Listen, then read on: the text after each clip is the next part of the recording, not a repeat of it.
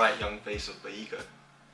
As the screen suggests, my name is YASH KOTAK. I'm one of the co-founders at the Bombay Hemp Company. I predominantly look after marketing and sales. So anything good or bad you see or hear about our brand or the products, that's all on me. India's largest industrial hemp and medical cannabis organization, because as you guys might or might not be aware, cannabis comes with kind of preconceived notions, right? But we're trying to kind of change this image. We're trying to kind of work and proliferate the industrial and medical applications of the plant. Along with that, we also have a strong backbone in textiles where we kind of make hemp-based garments. So the shirt I'm wearing right now is 100% hemp. How did you come up with this idea? How did you get to this stage of let's do hemp? Yeah, that's a story very close to our heart because the discovery of the plant was very organic. So all of us co-founders were a part of this one organization in college called SIFE, which was Student in Free Enterprise. We founded this one project called Project Chirag.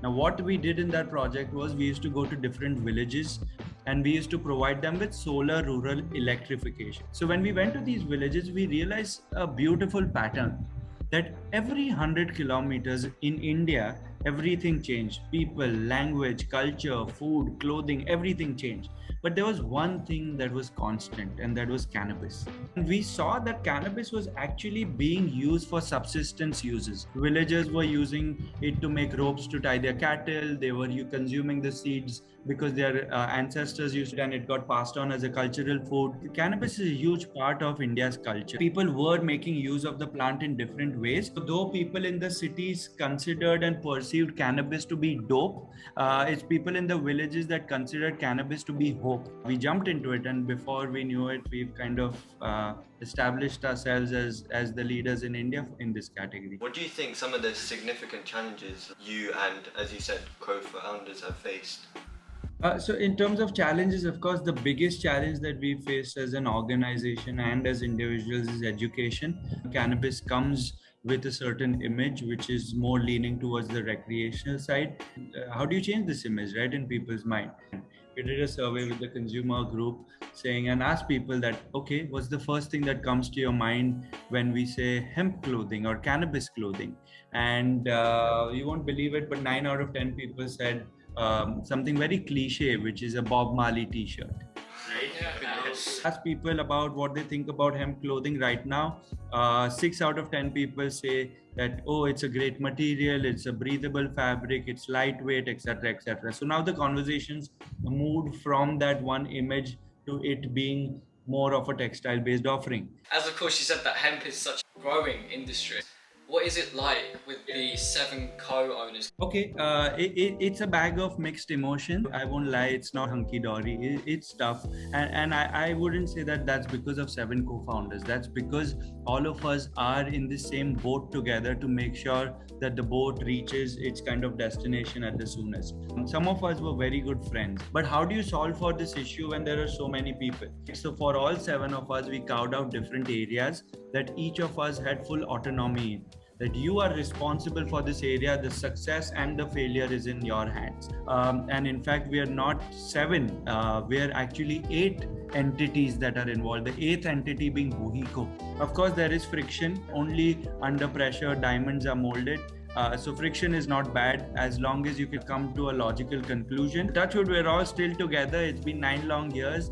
A lot of people kind of had placed a bet that we would split and it would not work out, but we have made our marriage last. You mentioned Boheco being an organization, so that sort of like represents its sustainability and its ethical nature. So could you just expand on that? First, when we talk about sustainability, for us, sustainability is not only about the environment, it has to be sustainable on 3 fronts.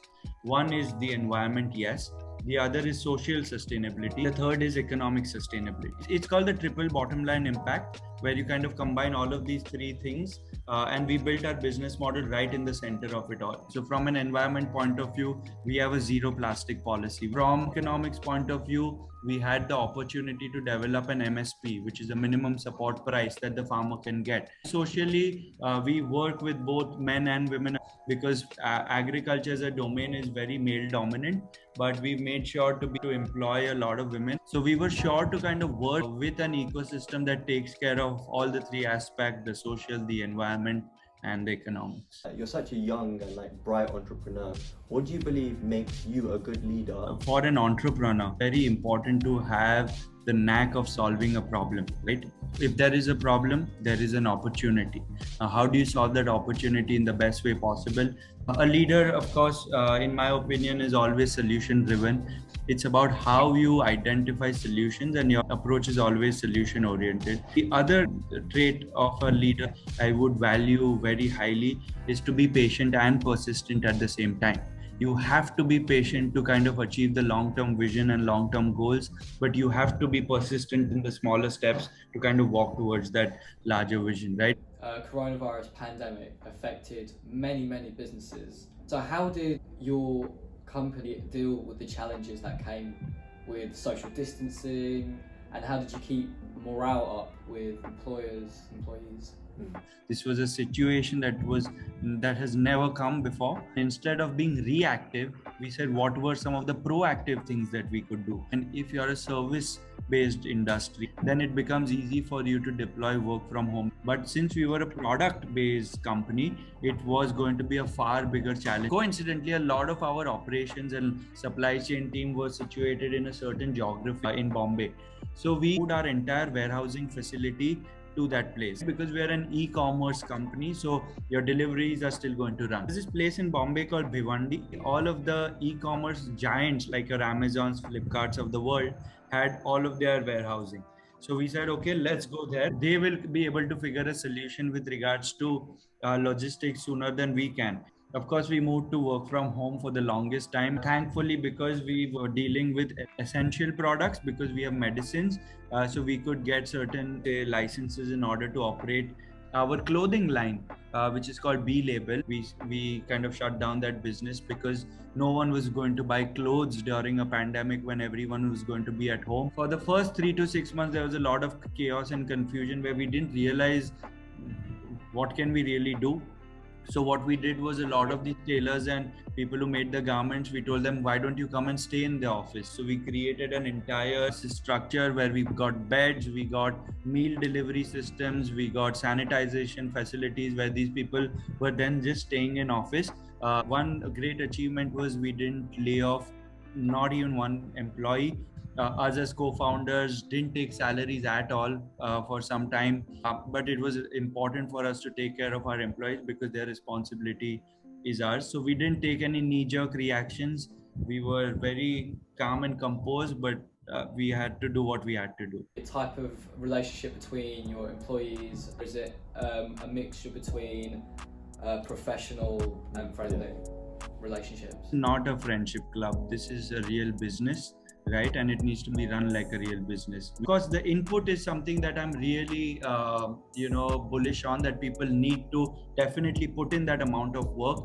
I set objectives for my team that this is the objective that they need to achieve on a monthly basis, on a quarterly basis, and on an annual basis. Errors is completely fine. The only thing is you can make 100 different mistakes and not the same mistake 100 times, right? That's the big difference. And if they're on that same wavelength as I am, then it just makes my job very easy. To be honest with you, the employees are going to take care of your organization if you take care of them. To be honest, dealing with employees is still the second step. What is more important for us as employers is to hire the right kind of a team, especially in a startup, because an entrepreneur is a generalist. I need to hire specialists who are good at their job and people who are like water, right? Who will adapt to situations, who are agile, who have that entrepreneurial mindset, who will get the job done. You mentioned your business being e-commerce. What is the future of your company? The aim right now is to strengthen our presence in India. We do export our products already. We export our products to 9 different countries. Right now in talks with a company in Australia, Ace one market, which is India, which is a large enough market with over 1 billion people, and then look at working with other countries. How you motivate your employees is definitely commendable, and I think should be seen from a lot of businessmen's point of views to really enforce that to their own companies. Definitely. I think that will definitely be like the point break as to what makes a company very successful. Yeah. Boheco is such a great example of that. Thank you for being with us. It's been such a pleasure. It's my pleasure. Thank you for having me, guys.